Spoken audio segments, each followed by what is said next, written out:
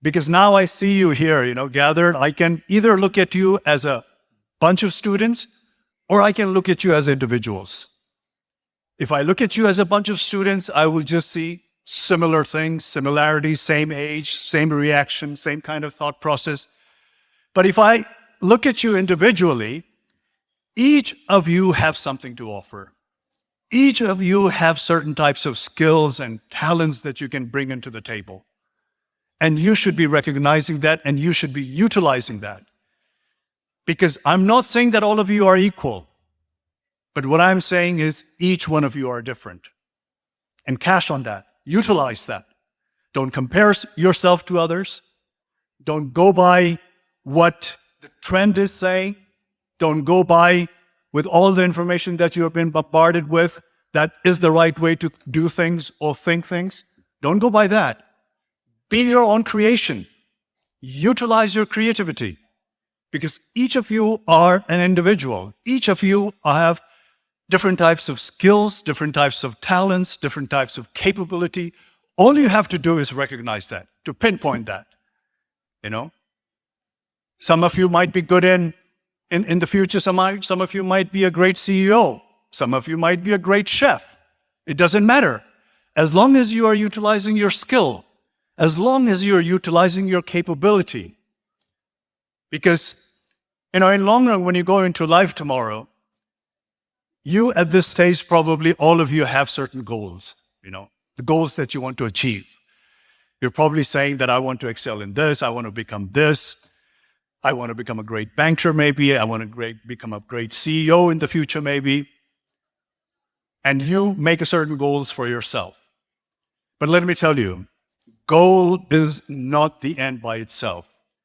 What you think as a goal is only the means. What you should actually aspire for is the growth in you. And the growth happens on an everyday basis.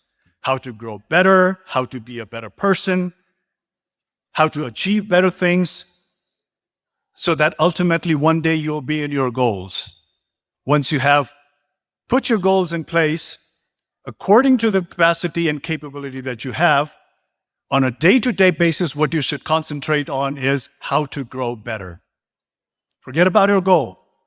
As long as you're growing better each day, as long as you're learning each day, as long as you're being a better person each day, ultimately, if you get the goal, you become a very, very capable person. And even if you don't get the goal, what happens is that you will not be empty-handed. You would have become a better person, and you will end up doing something or the other. So the idea is the growth. Because in life, science says that whatever comes in life ultimately degenerates, ultimately dies away, ultimately fades away. You're born, you grow, you reach a certain peak, and then your decline starts, and then you meet your end. Everything happens like that. In the nature, in the living beings, you're born, you blossom, and then you die. But the only thing that remains with you throughout your life, which you can grow it constantly, is your knowledge, your spirit. That you can make it grow all your life. Even if your body gives up, even if you're weak and feeble in your old age, as long as you are constantly growing in your mind and in your spirit, you are becoming fruitful. So that is the only thing that keeps on growing for the entire life of yours, unless if you are attacked by some terrible disease of the mind. As long as that is not happening, that is the only thing that grows constantly. Otherwise, everything else degenerates. Today, you are young people. You have not peaked yet. At certain age, you will be peaking. And then once you peak, you'll reach your saturation points. And then the downhill starts.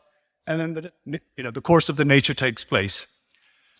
But that doesn't mean that spiritually and mentally that you will not be growing. As long as your mind is functioning, you'll be growing all your life. So that is what you should be concentrating and focusing on, to grow yourself mentally.